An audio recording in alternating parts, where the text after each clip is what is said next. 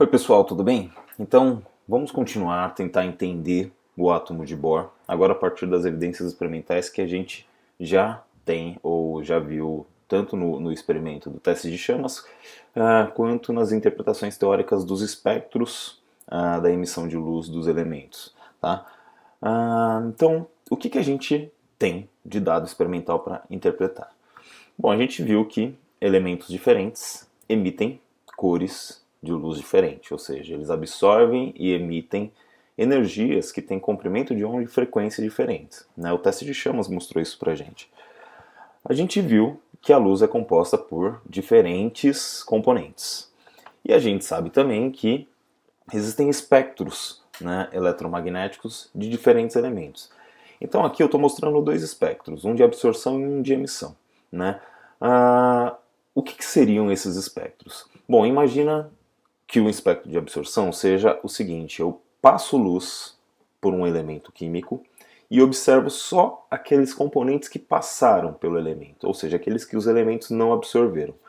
Então eu teria, por exemplo, para o hidrogênio, um espectro desse jeito aqui. Então, quando eu passo luz ou radiação eletromagnética nas diferentes frequências da luz visível pelo hidrogênio, eu percebo que ele absorve algumas radiações e as outras passam. Se eu observar só o que passa, eu enxergo isso daqui, esse espectro. Então, algumas linhas ficam faltando, mas a maior parte da luz acaba passando.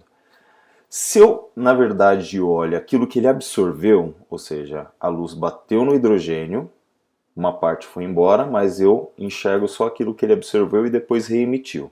Ele vai absorver e depois vai reemitir. Se eu observo só aquilo que ele reemitiu posteriormente, eu observo isso daqui. Bom, então, na verdade, a gente tem o seguinte sistema. A luz passou pelo átomo de hidrogênio, pelas moléculas de hidrogênio, né? Uma parte passou e uma parte ficou absorvida, e depois essa parte absorvida foi refletida. É comum eu pensar que eles deveriam se complementar. Ou seja, aquilo que passou, se eu somar aquilo que passou com aquilo que foi absorvido, eu vou ter um espectro contínuo, ok? Então, na verdade, é exatamente isso que acontece. Então, a gente tem que elementos diferentes absorvem partes diferentes da luz. Se eu pegasse o espectro de outro elemento químico, eu não teria esses mesmos traços aqui, eu teria traços em outras posições, porque elementos diferentes absorvem energias diferentes, ok? Então a gente tem esses dados, a gente tem os espectros, né, falando para a gente que elementos diferentes absorvem cores diferentes, e a gente tem o teste de chamas, por exemplo, falando para a gente que elementos químicos emitem cores diferentes ao serem energizados. Como que a gente trabalha com isso para tentar chegar num novo modelo atômico? Bom, vamos imaginar a seguinte situação para a gente chegar no conceito de quantização da energia. Então eu tenho a radiação solar, ela é feita por diferentes componentes. Aqui eu representei 3 setinhas, ok? Mas aqui uma reticência dizendo que existem mais componentes. Radiação ultravioleta, radiação infravermelho, os outros componentes da luz. Então eu tenho 3 flechinhas representando cada um dos componentes da luz. Se eu coloco um átomo na frente, o que acontece? Vamos interpretar lá segundo nossos espectros. Alguns desses componentes vão passar direto e outros desses componentes vão ficar absorvidos pelo elemento químico, ok? Então, alguns componentes passam direto, eu verifico pelo espectro de absorção, e alguns componentes ficam absorvidos e vão ser reemitidos posteriormente. Posteriormente, como eu falei, esse componente que ficou inicialmente absorvido, ele é reemitido. Então eu teria aqui a emissão do elemento químico após o processo de absorção de energia. Tudo bem? Então, ó, a luz incidiu, uma parte da radiação ficou absorvida, a outra parte passou direto. Essa parte que ficou absorvida, ela não fica absorvida eternamente. Ela sai, ela é liberada depois de um certo momento, depois de um certo tempo, e a gente consegue verificar depois. São os espectros de emissão e absorção. Então essa seria uma interpretação, digamos, esquemática desse processo.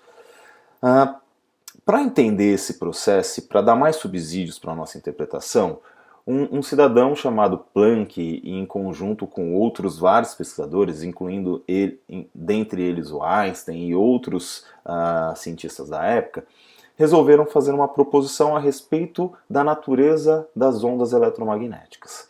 Então, vamos pensar. Cada componente das ondas eletromagnéticas tem uma energia específica. Então, a cor azul tem uma energia associada a ela, que é específica. A cor vermelha tem uma energia associada a ela, que é específica. E a energia da cor azul é diferente da cor vermelha. Então, qual é a cor mais que tem maior energia? São as cores que tendem ao violeta. Né? Então, o azul é a cor mais energética. O azul, lembra lá da brincadeira, o azul é a cor mais quente. Tá. O Planck, ele fez uma interpretação, claro que isso é baseado em diversos outros fatos, dados e experimentos, mas ele fez uma interpretação considerando que a luz não fosse mais algo contínuo, né? Ele pensou da seguinte maneira: e se eu pudesse dividir a luz em pequenos fragmentos com energia definida? Então, em pequenos pacotes de energia que ele denominou de fótons. E se eu definir que a luz é um conjunto de fótons, ou seja, um conjunto de partículas que carregam energia? Será que eu consigo calcular a energia de cada fóton? E ele propôs uma equação para determinar a energia de cada fóton. E essa equação é essa daqui, ó. Energia é igual a H, que é uma constante, vezes a frequência daquela luz. Tudo bem? Então a energia é igual a H vezes a frequência. Para a luz azul, a energia da luz azul é igual a H vezes a frequência da luz azul. A energia vermelha da cor vermelha é H vezes a frequência da luz vermelha. E essa constante foi determinada experimentalmente e tem esse valor aqui. Então, o que o Planck propôs? Que a luz não fosse mais um conjunto contínuo, mas sim um conjunto de pequenos fragmentos chamados fótons que carregam pacotes de energia. Ok? Mas essa composição, essa suposição é meio absurda. A princípio parece meio absurda porque a gente não está vendo o restante do contexto.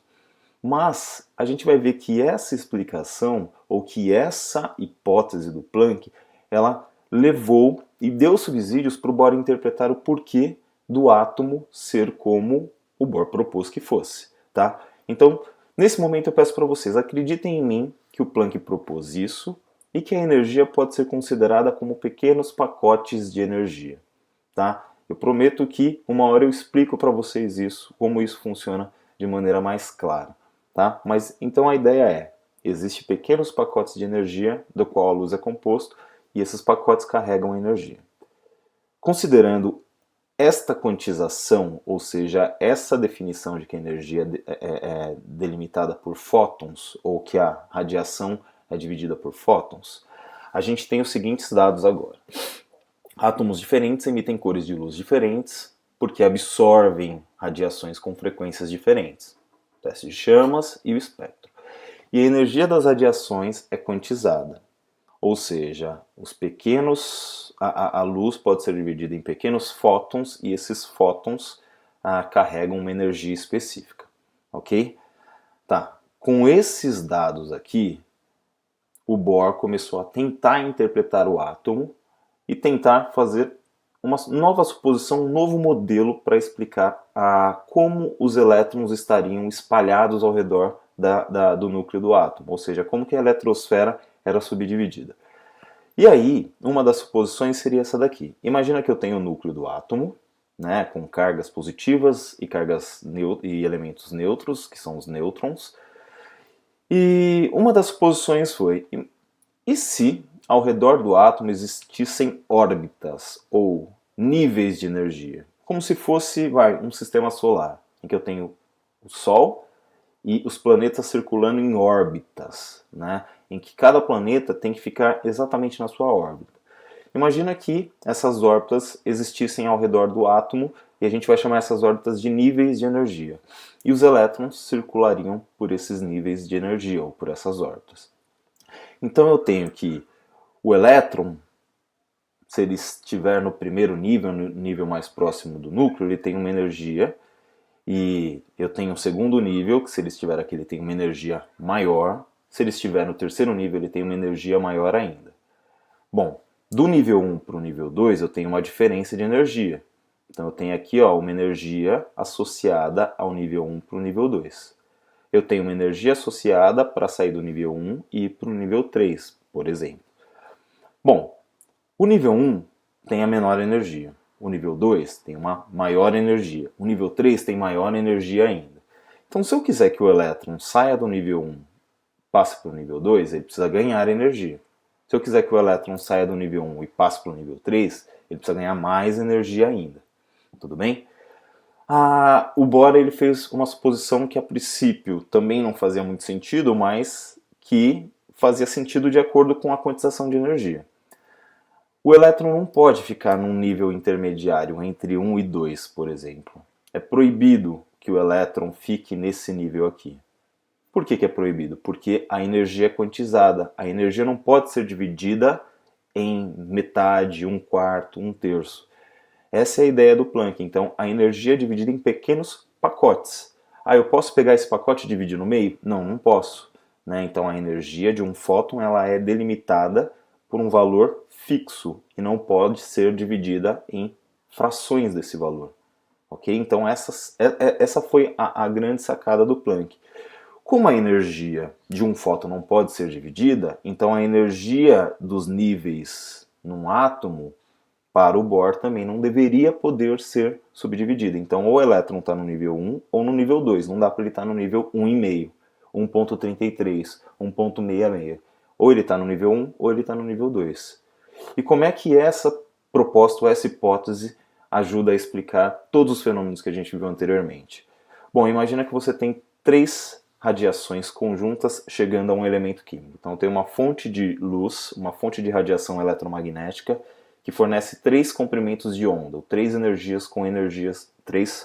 radiações com energias diferentes. Uma dessas radiações tem energia Y, uma outra tem energia E1, a outra tem energia X. Se essas 3 fontes chegarem até esse átomo hipotético que eu tenho aqui, o que vai acontecer? Essa energia X e essa energia Y vão simplesmente passar direto. E essa energia E1 vai ser absorvida, porque é exatamente a mesma energia necessária para o elétron sair do nível 1 e ir para o nível 2. Ou seja, o átomo absorve exatamente as energias necessárias para sair de um nível para outro. Se a energia não é exatamente esse valor, ela passa direto. E é por isso que algumas radiações passam direto por alguns elementos e algumas radiações são absorvidas. Então, exemplificando aqui, a energia X e Y passariam direto, porque elas não são valores exatos de transição do elétron de um nível para outro. A energia 1 é um valor exato para o elétron transitar do nível 1 para o nível 2. Então, eu teria as radiações X e Y passando direto, indo embora. O elétron absorvendo a energia, percebam que ele pulou, ele saltou aqui do nível 1 para o nível 2, porque ele absorveu a energia E1, né? Só que esse elétron energizado, ele está numa situação que não é a natural dele. Então, em algum momento, ele vai retornar ao estado natural dele, ao estado fundamental, que é o que a gente chama. Só que para retornar, ele precisa perder a energia. Quanto de energia ele vai perder? Exatamente a mesma que ele absorveu, que é a energia E1 que vai ser dissipada. Então o processo é, os elementos químicos, ao serem irradiados, os elétrons desses elementos absorvem algumas das radiações que têm a energia exata para que o elétron migre de um nível para outro.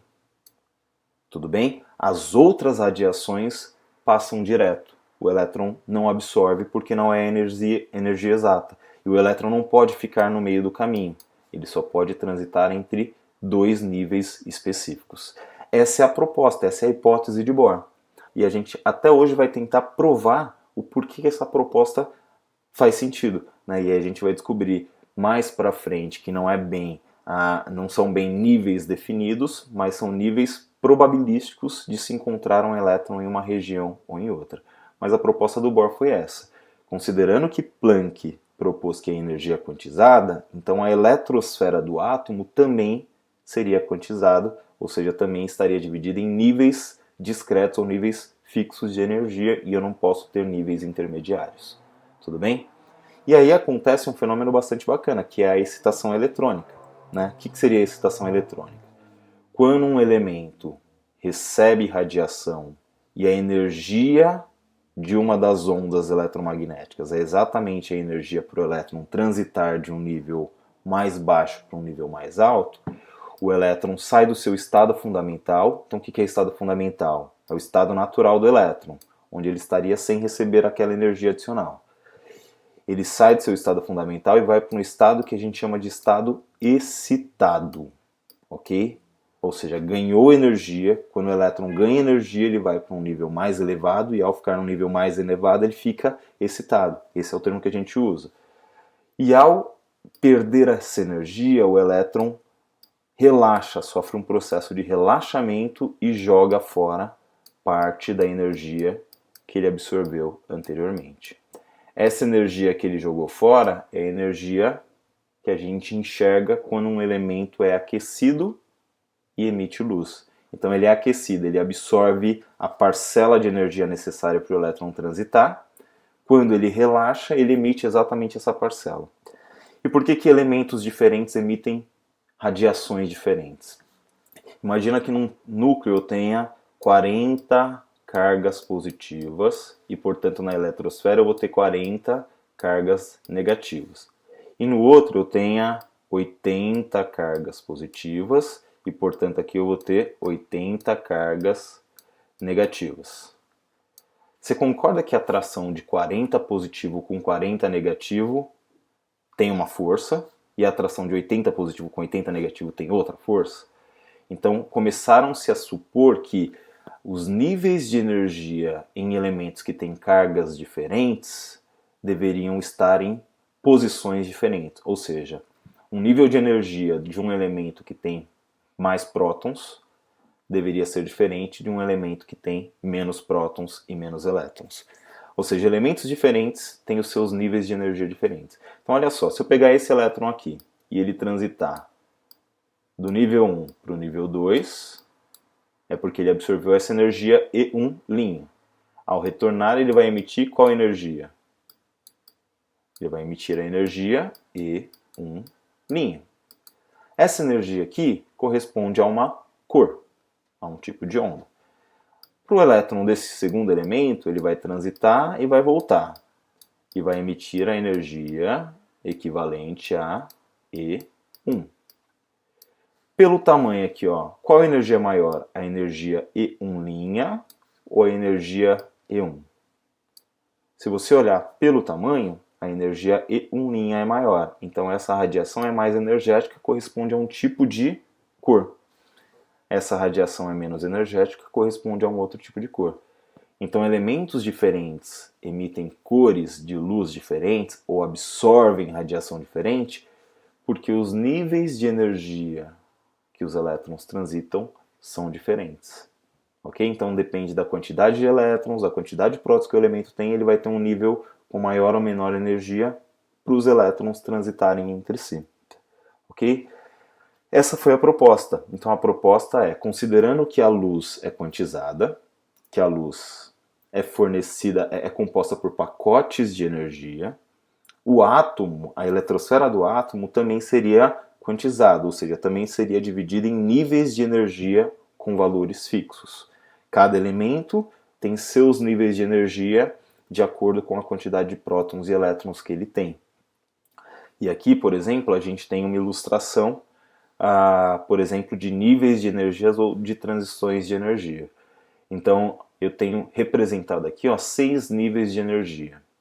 Quando eu tenho uma transição do elétron do nível 6 para o nível 1, eu tenho um tipo de radiação sendo emitida. Quando eu tenho, por exemplo, do nível 6 para o nível 2, eu tenho outro tipo de radiação emitida. Do nível 6 para o nível 3, eu tenho um outro tipo de radiação emitida. E isso tem a ver com a distância entre os níveis e, como consequência, a energia, a diferença de energia entre esses níveis. E aí, a gente consegue então explicar o que a gente estava tentando explicar, que eram os espectros e que eram e o teste de chamas? Bom, o Bohr propôs, né, que os elétrons orbitam o núcleo positivo, né, e o nêutron foi inserido nesse núcleo após a descoberta. Os elétrons só podem algumas órbitas que são estáveis, ou seja, eles só podem estar em algumas órbitas que são estáveis, né? Isso é uma proposição que posteriormente vai ser confrontada, e a gente vai ver que alguns detalhes não fazem sentido, mas nesse momento ela conseguiu explicar muito bem. As órbitas estão relacionadas com níveis de energia, então cada órbita tem um nível, tem uma energia associada. Os elétrons podem ganhar ou perder energia, né? Então, se ele ganha energia, ele vai para um nível mais distante do núcleo e mais energético. Se ele perde, ele retorna a um nível fundamental. E nesse processo ocorre a absorção ou emissão de radiação. E com isso ele ganhou o Prêmio Nobel de 1908, ok? Por essa proposição. A gente consegue então explicar os espectros? Consegue, né? Então, por que alguns elementos emitem radiações, absorvem radiações num determinado comprimento de onda e não em outro? Bom, porque para cada absorção de radiação eu preciso ter uma transição eletrônica associada. Se a radiação tem maior energia ou menor energia do que aquela mudança de nível, ela passa direto. Se ela tem exatamente a mesma energia, ela vai ser absorvida e aí o elétron vai transitar entre esses dois níveis. Você consegue explicar por que elementos químicos, ao serem energizados, emitem radiações com cores diferentes? É a mesma explicação, né? Então imagina que eu tenho elementos, imagina que eu tenho um elemento aqui, ó, que tem elétrons apenas no primeiro nível. Ok? 2 elétrons no primeiro nível. Se eu energizar ele, ele pode ir para o segundo nível e retornar. Então isso daqui vai emitir um tipo de radiação. Agora imagina que eu tenho elementos que tenham elétrons no primeiro e no segundo nível. Esse elétron no segundo nível pode ir para o nível acima e retornar. Essa energia que ele emite é diferente da energia do nível 1 para o nível 2. Então se eu tenho elementos com quantidades de elétrons diferentes, os elétrons irão transitar por níveis de energia diferente. E ao transitar por níveis de energia diferente, eu tenho energias emitidas diferentes e, portanto, cores associadas diferentes. É bem legal porque a gente pode, por exemplo, associar a emissão de luz por elementos a alguns, tanto aparatos muito tecnológicos quanto algumas coisas muito simples. Então, como eu falei para vocês anteriormente, né, a gente consegue identificar elementos a partir da cor de luz que eles emitem, né? Então imagina que eu tenho uma amostra e eu queime essa amostra e ela emita radiação na cor esverdeada. Eu posso associar ao cobre. Se eu tiver um equipamento que consegue fragmentar essa luz que o cobre está emitindo, eu vou obter um espectro como esse, e aí eu tenho quase que um RG desse elemento, ou seja, uma marca que identifica exatamente que elemento está presente ali. Então, aprimoraram-se as técnicas e hoje a gente tem os espectrofotômetros, que são equipamentos que detectam a radiação emitida por um corpo, ou a absorção que esse corpo tem, que essa substância tem, e a partir disso a gente consegue identificar quais substâncias estão presentes numa amostra, né? E, do ponto de vista mais simples, né, a gente pode associar isso a, por exemplo, fogos de artifício. Então, fogos de artifício têm cores diferentes. Por quê? Porque a composição envolve elementos químicos diferentes.